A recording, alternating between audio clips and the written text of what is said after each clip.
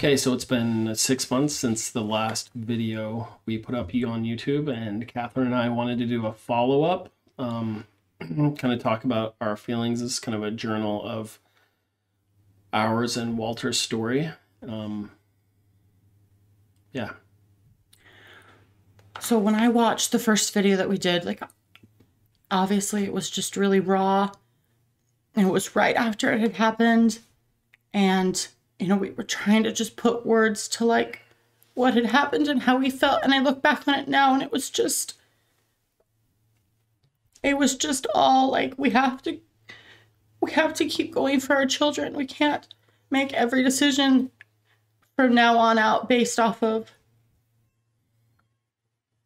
losing one child. We had to base it off of the 4 living children that we had. And that's we've tried to mark our behavior off of that. And it has not been simple or easy, because every time I look at our children, I just see what we won't have.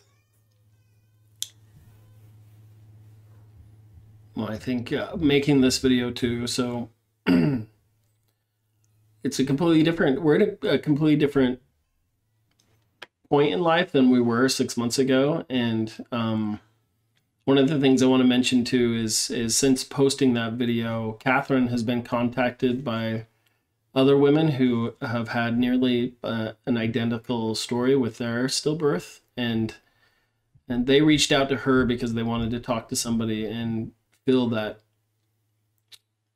I guess, comfort of knowing that someone else had the same experience. And so while Catherine and I were talking about what we wanted to do going forward, we wanted to create another video,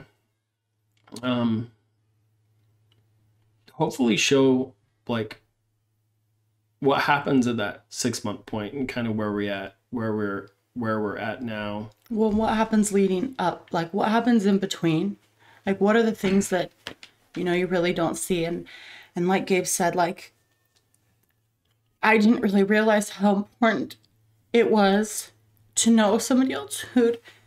One thing I did do is I reached out to a couple of people that I knew, and I think that that's really important. It's really important to know what somebody else has been through. It's really important to know that to have validation for the way that you're feeling. So I have a friend who has lost 2 children, and she's the first person that I reached out to, and she was able to offer me that. She was able to tell me that everything I felt, that all the anger, all the hurt, all the grief and remorse and the depths of, like, just torment were all valid. And that's the main thing that's gotten me through, is knowing that what I was feeling was that somebody else understood that. Yeah, and I think one of the big things that has really helped me has been, I have friends who have also lost children, and I think it really made me realize that until you experience this for yourself, it's impossible to put yourself in the other person's shoes. And that has been a lot of the comments that we've gotten over the last 6 months. Is almost like when it first happens, everybody's very sympathetic, but even like going back to work has been difficult for me. It's been good and bad. It's been really good that I can distract myself and work and be really busy get really busy in work, but then it really drains on you too, because through the grieving process, it's extremely exhausting. It's just physically and emotionally just exhausting and tiring. And I get to the point where a coworker would ask me, like, how are you doing? And I'd be like, yeah, not good. I'm just having a bad week. And they'd be like, just really upbeat, what's up? What can I help you with? And it's like, nothing. I'm just, I'm still grieving. And they just don't, people don't see that. And so it's really hard. But I'll say, like, this last 6 months, yeah, it's just, you just get really tired, just from the sadness, and it's physical. Yeah, like my whole body hurts. Like my joints hurt. I swear my bones hurt. Like there just comes a point where you just can't, you're always propping yourself up. You're like trying to get through the day, especially with children. You're just always trying to go and give them what they need and try and not get upset with them for just being kids and reminding you of what you don't have for me. And so it's just constantly exhausting, and you need extra sleep. Grief does take a huge toll. So Gabriel has gone back to work. I did have a job prior to this that I ended up leaving just a few weeks ago. That was really hard for me. It was a job I had worked for a really long time. And we had decided when we found out that Walter was coming that we would leave that job. It wasn't a job. It wasn't a full-time job. I worked at home. It was a part-time job. But it was nice to have, and but lately it had gotten busier and busier, and my responsibilities were more, and I just wanted to be able to give everything to the kids. And so it was hard to quit because we didn't have Wally, because he was the reason I was going to. But like, I view my life now in terms of before and after, so everything is kind of demarcated by that line. And we wanted, this after to still represent some of what our plans were. And this was really the best move for us. I worked in a very, customer-centric job. And, you have different priorities, things that, little things do matter. Like little things just can set you off when you're experiencing sadness like this. But at the same time, like, that's your experience. Other people's little things, like, they may matter to them, but when you're going through something like this, I just kept imagining the work cycle that I would have to go through, and I just couldn't do it. Yeah. I think that, that's the thing is other dealing with other people's trivial problems it's not easy. One of the things I'll say is, I think we're finally getting to the point now with our lives where it's easier to talk about it. So for the last 6 months, people we would meet would always ask how many kids we have. And the hard part is, at the beginning it wasn't just saying that we have 5 kids instead of 4. It was having to answer that.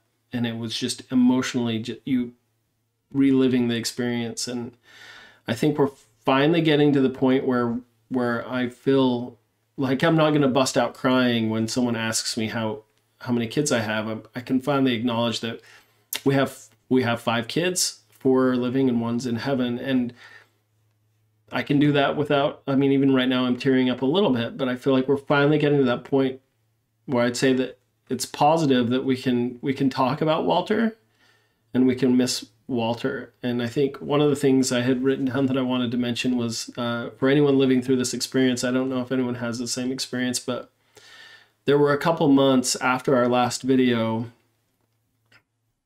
where it almost felt like the Truman Show, where it just felt like everything was back like it was before, and we were just living our lives, and it just felt like something was wrong, but it was fine. We're just living our lives, and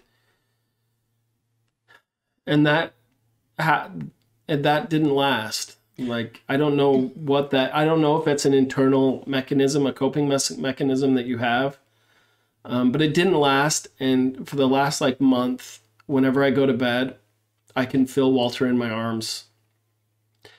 And I mentioned that to Catherine the other day, and she hadn't told me that, but she said she could feel the same thing. And I can feel his weight, and he feels heavy, and he feels warm. And I keep feeling that at night, and it feels stronger than it ever has before. And I don't know if that's ever going to end, but the only thing I can take from that is I can feel like it's him telling me that he's there. And I think that that's a good thing. I've been taking a lot of comfort that when I go to sleep at night, I can I can feel his weight on me. And I miss it. And it's interesting. Like, I miss him more than ever. And I love him. And I'm open and looking forward to being more open and talking about our son. But I wanted to mention that. Well, and I think I know when you have children, when you go through like something like this and you already have children, they're still grieving too. But they display it in different ways. Like they still go about life. And they go about life like in a way that you see from the outside as if they're not affected.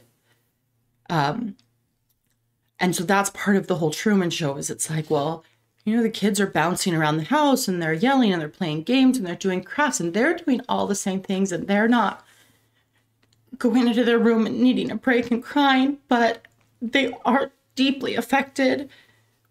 And they'll come and tell us things. Like our daughter came and told us that she, was afraid of dying. And, it just really hurt me because I knew that I wasn't giving her what she needed, but I also wasn't capable of doing that. But it was also a really good moment because we were able to have, a really good conversation about where Walter was and our belief system. And I think that was really a turning point for me, is having to answer those questions to somebody else and having to answer because I got into a really dark place and I had a place where I really had to question my beliefs and my faith. And, in a way it was also just really good for me to talk to her about that. And, after we talked, we both felt a lot better. And I do think that that's really important. Like I mentioned, I talked to another friend who validated it. Like we all just know we need validation. We need to talk to other people that have been through experiences like this and know how normal it is to feel and go through what we're going through. Yeah. And I'd say one of the things that I think has really helped us is was a calling that we had at our church that kind of forced us to kind of dig into the scriptures and do something that maybe I didn't want to as much at the time, but I can tell already it's brought us closer to God, and this kind of forced us to kind of build that relationship back up. And I can honestly say that life has been a lot better since we've been doing that, even though it's something I really didn't want to do. And it's I can tell with Catherine, it's really been helping her a lot. And so I would say like church has been a huge help for us. The kids, I don't know how I would get through this without the kids, because they keep me getting up in the morning. They keep me, they keep me active. They keep me busy, and they remind me of what's important in life, which is our children and Walter and seeing him again. And I don't know how to explain that, but that's been one of the things. I'll tell you, Catherine and I have had our fair share of bad days, and I think they're going to continue happening. Just last week, pretty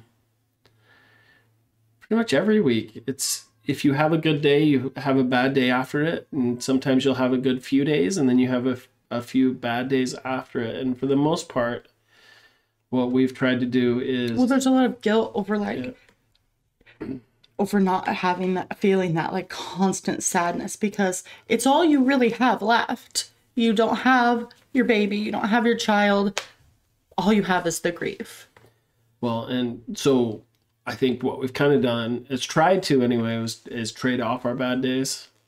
So if Catherine's having a really bad day, I try to just give her space, and if she just wants to cry, then I just let her cry, and I kind of take the kids, and she does the same thing for me. And it's really hard when it's both of us want to have a bad day at the same time, because we're not as emotionally there for each other as we should be. But once again, I think it always comes back to the kids and getting up and when you don't want to.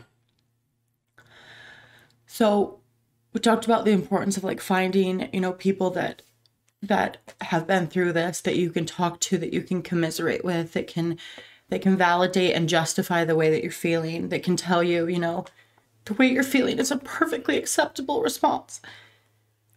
But I think for me, especially, what's really important is not to spend a lot of time divulging in people that are good intentioned, but that haven't been through it. Like, it's been really hard for me to kind of balance that, people reaching out and they're like I made a post on Instagram that just said that I wasn't feeling grateful, and somebody reached out and said, that doesn't sound like you. And, I was actually, if I'll be honest, I was really mad about it. I was just like, well, you haven't had a child die. You haven't had a child taken away from you. So when that happens, you can tell me how grateful you feel. And instead, I just ignored it. So I think that that's a good practice, is just to ignore. Just, if you can't respond, don't want to respond, you're angry about responding, like, you don't owe these people anything. You don't owe people who want to be kind to you. It's okay. It's okay to just not respond. But there are a couple things that have been hard to hear. And one is like, you're so strong. Like, I know it looks strong from where you're sitting. I know it looks strong to see people that are carrying, and we still, do our family videos every week because we want to look back and have these memories. But, whether we look strong to you or not, it doesn't help us to say that you're strong. Or I couldn't deal with that, right? As if it was our choice. Right. And I think that's the thing, is like, yes, you could, because you don't have a choice. Like, so it's hard. And what's interesting is talking to people who have gone through this never say anything like that. And I'm not faulting anyone, because I'm sure I'm guilty of saying the same things before. But my advice for anyone listening to this who hasn't gone through it, just tell someone you're sorry. That's all you need to say. I'm sorry you're going through this. I'm sorry this happened. Like, those are very powerful words. And sympathy and acknowledging that you don't know what it's like. You can see what you see, but you don't know. And I'm sorry is just the best. Saying, well, you're so, grateful you still have other children. It's like, one child doesn't compensate for the loss of a different child. Losing one hand, you're not grateful you still have another hand. It's like, they're not comparable things. And what you say and intend is not what the person who's grieving hears. Like, when you tell me you couldn't go through this, and I will be the first to say, I have said that before. I said in the last video, I have said that before, and I cringe now, because what you're really saying is that what I hear, I'm sorry, not what you're really saying, but what I hear is that you're saying that you love your children more than I do, because you would just fall apart. Well, it may not look like we're falling apart, but that's exactly what's happening behind closed doors. Or it does look like we're falling apart. I don't know, because internally we're falling apart. We're falling apart every day. And I'll be honest, the last YouTube video we did, Catherine really wanted to do it. I really didn't want to do it. This one right now, she really wanted to do it. I don't want to do it.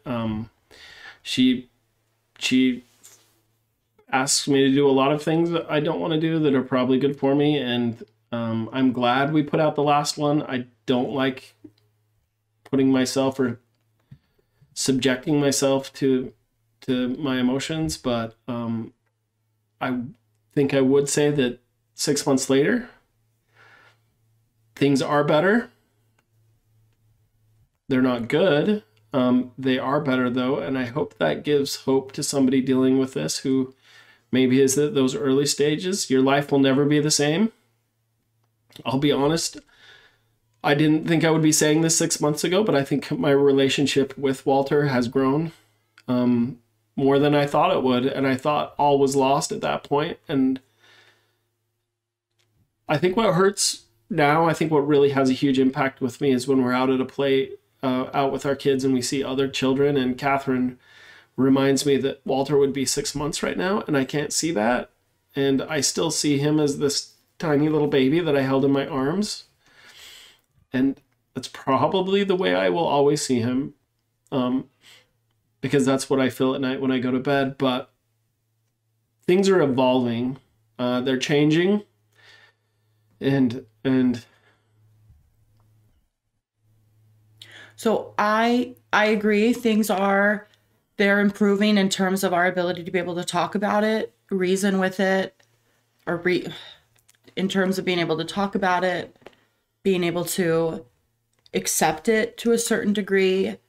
I still cry myself to sleep every night.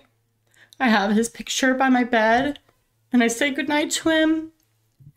And Gabriel has always been, I think a lot of men are like this. I hear women talk about this all the time. It's really easy for him to fall asleep, but it's not for me. And I replay what happened over. I see Gabriel's face when he told me over and over again.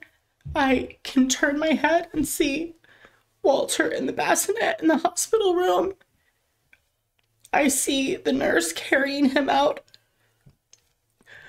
of the room and screaming, no. I relive all those moments, and they keep him in my heart with me because those are the memories that I have. I wish that they were different, but they're not. And it is what it is, whether it's good or bad. Like, I can't bottle it up. I can't push it aside. Like, I get out, I am able to release it, and then I can go to sleep, and then I start again the next day. Yep. So, I mean, I think the point is we're still here. So if you're wondering what you can do for a family who's experienced loss like this, first thing you should never ever do is ask them what you can do. Like, they are in a position where they may not tell you, but they also can't think. They can't think clearly about what they need.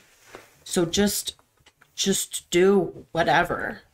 Like, a lot of people asked if they could send us meals, and I just said no. Like, I just didn't want to be burdened with having to answer, like, well, where's your favorite meal from? Or how much do you need? Or what's a good day to send it? Like, I needed meals every night. Like, you're at a point where you're going through the motions, and any less motion that you have to do is a moment that you can spend, in more peace. And if somebody has a meal that night and you send them a second meal, like, there's refrigerators and freezers, and just do it. Send a gift card for meals. I have a dear friend who sent me a necklace with his birthstone on it. And that was so precious to me. It was something she knew his birthday, and she just sent it. That's so precious. I have co-workers that made me a blanket, and I can't tell you how much that meant to me, because one of the things that I really struggle with is that for the rest of our lives, people will see our family, but they won't see what's missing. And a baby won't ever use that blanket, but it means that he was real, and he did matter. And that is the most precious thing to me in the whole world. So I think from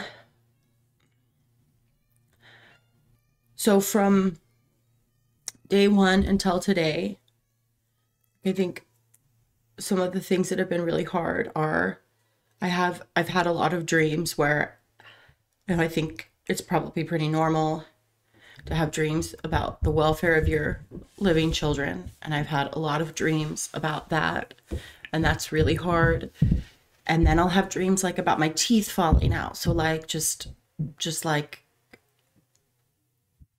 harm coming to you, or more additional difficult circumstances. And I always think that every dream I have is about, some foreboding. So I think what's just hard at this point is just, Gabriel sort of briefly mentioned this, is getting into the car and somebody else is sitting in the seat that he was supposed to sit in.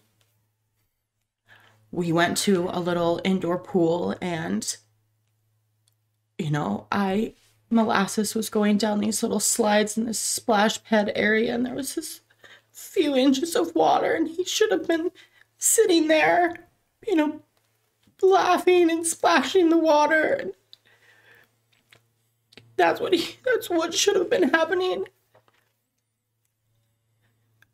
You know, everywhere we go, I just imagine at 6 months old, he would be saying mama and sitting on my hip. And that's what should be happening, and it's not. And so that's the day-to-day for us at this point. I think some of the things that we're grateful for is there's a surprising amount of people that this has happened to that we didn't know. And those people that are further along than we are, like years from now, like we have one friend that we used to live by who lost a child 8 years ago. And she said she's just barely like doing better from it. But those people have reached out with material and help and advice, I think, that was instrumental in helping us to get through it. And we're very grateful for those people. Some of them specifically, like just recently, have shared certain passages of scripture or articles that were exactly what we needed at the right time. And so they have been angels in our lives. And to talk about like that swimming pool thing, is there are times when just randomly I'll just break down crying for seemingly no reason. I think the emotion just kind of gets bottled up and just boils over every once in a while, and that's really hard. A lot of times when I'm preparing food for the family or setting out plates, I always have to remember that I have to subtract a number, and so sometimes I'll subtract too many, and I won't make enough treats for everybody because I was trying to subtract for Walter, and it just kind of, I don't know why, it just has this huge emotional impact on me. So things are getting better, but it's still rough. And you know, we're making this video not so anyone will have sympathy for us, and not I don't know. This is for us, and that's why we'll turn the comments off, and I don't really care what everyone says. I hope maybe somebody gets some help from it, but I'm hoping 6 months from now, if we do a 1 year marker, I can look back at this and remember how I felt going through this and how I felt about Walter, and hopefully it will help me later on. So the first video ended up making me feel better, so I'm hoping this one will too.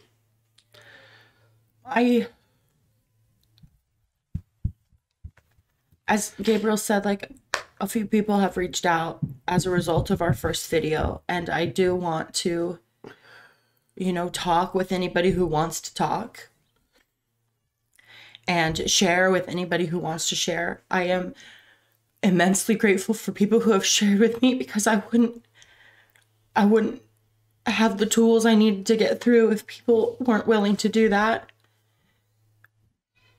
The greatest tool that people have given is they've shared their testimonies of their children, of knowing that their children have been enveloped in Christ's arms again, and that they are waiting for them and watching over them as angels. And that was just too much for me at the beginning, because there's this whole, betrayal that you feel after carrying a baby for so long that was perfect and whole and beautiful, and you feel like was meant to live and was meant to be a part of your family. You made plans and you bought things, and I had his cradle by our bed, and he was supposed to be there, but he is still with us. Our son had a really beautiful dream, and I know now that he is still with us. He is still part of our family, and I want to honor that and honor him, and still grieve, and because he will always be this missing part that we adored and loved and wanted. He just has a little bit different purpose than what we had intended for him.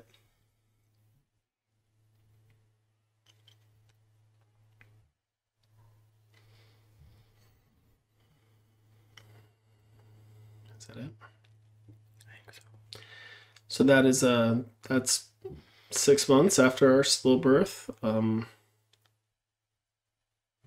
And we'll post again on what life has in store for us. That's it.